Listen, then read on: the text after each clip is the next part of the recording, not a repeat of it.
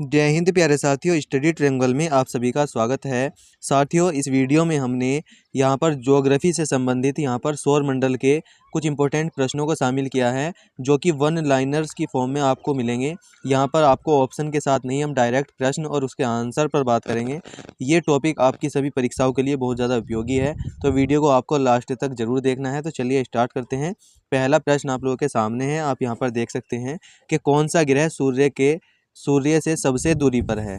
आप लोगों को बताना है कि सूर्य से सबसे दूरी पर ग्रह कौन सा है। तो यहाँ पर अगर हम राइट आंसर की बात करते हैं तो यहाँ पर हमारा राइट आंसर क्या हो जाएगा, वरुण ग्रह जो है वो सूर्य से सबसे अधिक दूरी पर है।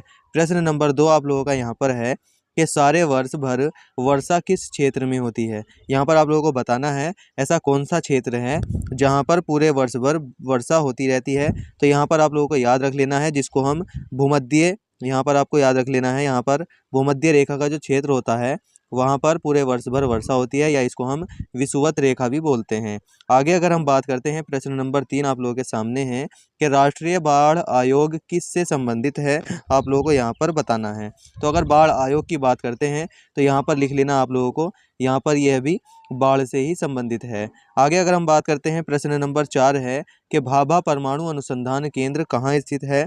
अगर यहाँ पर हम बात करते हैं भाभा परमाणु अनुसंधान केंद्र की, तो यहाँ पर आप लोगों को याद रख लेना है कि ये यहाँ पर मुंबई में स्थित है। यह बात आप लोगों को याद रख लेनी है। मुंबई कहाँ पर है, महाराष्ट्र में जो है भाभा परमाणु अनुसंधान केंद्र स्थित है। आगे बात करते हैं प्रश्न नंबर 5 की, कि यहाँ पर आप लोगों के सामने है आकाशगंगा मंदाकिनी सबसे पहले किसने देखी थी। जी हाँ दोस्तों, जो हमारी गैलेक्सी है मंदाकिनी, उसको सबसे पहले किसने देखा था, आप लोगों को इस प्रश्न में बताना है। तो यहाँ पर आप लोगों को याद रख लेना है, एक नाम आप लोगों को यहाँ पर याद रख लेना है, गैलीलियो ने यहाँ पर देखा था। किसने देखा था, गैलीलियो। यहाँ पर आप लोगों को नाम याद रख लेना है कि आकाशगंगा जो मंदाकिनी है इसको सबसे पहले गैलीलियो ने देखा था।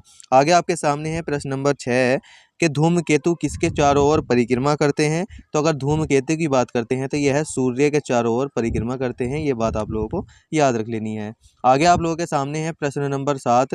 अगर प्रश्न नंबर 7 की हम बात करते हैं तो यहाँ पर है पृथ्वी सूर्य से अपनी अधिकतम दूरी कब होती है। पृथ्वी की और सूर्य की सबसे अधिकतम दूरी आप लोगों को यहाँ पर बतानी है कि कब होती है। तो यहाँ पर अगर हम अधिकतम दूरी की बात करते हैं तो आप लोगों को यहाँ पर 4 जुलाई याद कर लेनी है। 4 जुलाई को पृथ्वी और सूर्य की सबसे अधिकतम दूरी होती है।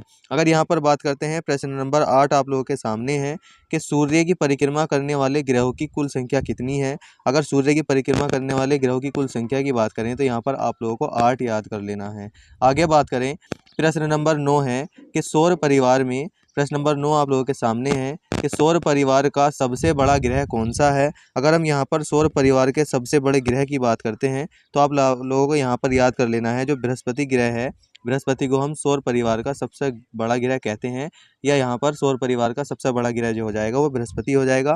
और प्रश्न नंबर 10 है कि सौर मंडल का दूसरा सबसे बड़ा ग्रह कौन सा है। अब यहाँ पर दूसरा सबसे बड़ा ग्रह आप लोगों को बताना है कौन सा हो जाएगा। तो यहाँ पर आप लोगों को शनि का नाम याद रख लेना है। शनि ग्रह जो है वह सौर मंडल का दूसरा सबसे बड़ा ग्रह है। आगे अगर हम बात करते हैं, प्रश्न नंबर 11 आप लोगों के सामने है कि बुध ग्रह पर उपग्रह की संख्या कितनी है। तो दोस्तों, अगर यहाँ पर बुध ग्रह के उपग्रह की बात करें तो यहाँ पर एक भी उपग्रह नहीं है, तो आपका यहाँ पर राइट आंसर क्या हो जाएगा, शून्य। आगे बात करते हैं, प्रश्न नंबर 11 है कि खगोल भौतिकी में, यहाँ पर आप लोगों को याद रख लेना, खगोल भौतिकी में यहाँ पर बाह्य अंतरिक्ष में क्या है, यहाँ पर बाह्य अंतरिक्ष में परिकल्पित उस छिद्र का नाम क्या है जहाँ से तारे और ऊर्जा की उत्पत्ति होती है। तो यहाँ पर इस प्रश्न का आपका राइट आंसर हो जाएगा, आप लोगों को याद रख लेना है, यहाँ पर इसका राइट आंसर हो जाएगा व्हाइट होल। व्हाइट होल आप लोगों को याद कर लेना है।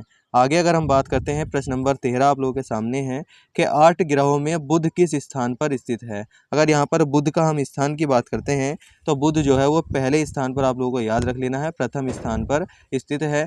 और यहाँ पर बात करते हैं बृहस्पति का द्रव्यमान कितना है। तो दोस्तों, अगर बृहस्पति के द्रव्यमान की हम बात करते हैं तो यहाँ पर आप लोगों को याद रख लेना है सूर्य का, यहाँ पर आप लोगों को याद रख लेना है जो बृहस्पति का द्रव्यमान है वो सूर्य का 1000वां भाग है। कौन सा भाग है, सूर्य का 1000वां भाग है। ये बात आप लोगों को याद रख लेना है, सूर्य का 1000वां भाग जो है वो बृहस्पति का द्रव्यमान है। आगे अगर हम बात करते हैं प्रश्न नंबर 15 की, कि यहाँ पर आपको बताना है सौर मंडल का सबसे चमकीला ग्रह कौन सा है। अगर चमकीले ग्रह की बात करते हैं तो यहाँ पर आप लोगों को शुक्र ग्रह का नाम याद रख लेना है। सौर मंडल का सबसे चमकीला ग्रह कौन सा हो जाएगा, शुक्र ग्रह हो जाएगा। और प्रश्न नंबर 16 आप लोगों के सामने है कि किस ग्रह को बोना ग्रह माना जाता है। आप लोगों को यहाँ पर बताना है कि बोना ग्रह हम किस ग्रह को मानते हैं। यहाँ पर इस प्रश्न का आंसर में आप लोगों को बताना है। तो यहाँ पर इसके अगर हम राइट आंसर की बात करें तो आप लोगों को याद रख लेना है प्लूटो को जो है बोना ग्रह के नाम से जाना जाता है। आगे अगर हम बात करते हैं प्रश्न नंबर 17 आप लोगों के सामने है कि पृथ्वी से सबसे निकटतम तारा कौन सा है। अगर पृथ्वी के सबसे निकटतम तारे की हम बात करें तो इसका आपका राइट आंसर हो जाएगा पृथ्वी का सबसे निकटतम तारा सूर्य है। और यहाँ पर है प्रश्न नंबर 18 जो कि आज की क्लास का लास्ट प्रश्न होने वाला है। सूर्य तथा चंद्र ग्रहण में पृथ्वी की छाया के कितने भाग विभाजित होते हैं। यहाँ पर आपको बताना है जब सूर्य ग्रहण हो या चंद्र ग्रहण हो तो जो पृथ्वी की छाया होती है वह कितने भागों में विभाजित हो जाती है। तो यहाँ पर आप लोगों को लिख लेना है 2 भागों में यह विभाजित होती है। ये बात आप लोगों को याद रख लेनी है। इसका राइट आंसर हो जाएगा 2 भागों में। तो दोस्तों आपको प्रश्न कैसे लगे हैं ये आपको कमेंट बॉक्स में लिखकर बताना है। और यहाँ पर मैंने आप लोगों को 18 प्रश्न कराए हैं और 18 में से आपके कितने प्रश्न सही हुए थे ये भी आप लोगों को कमेंट बॉक्स में लिखकर बता देना है। और वीडियो को यहाँ तक देखने के लिए बहुत बहुत धन्यवाद। मिलते हैं किसी अन्य वीडियो में। जय हिंद।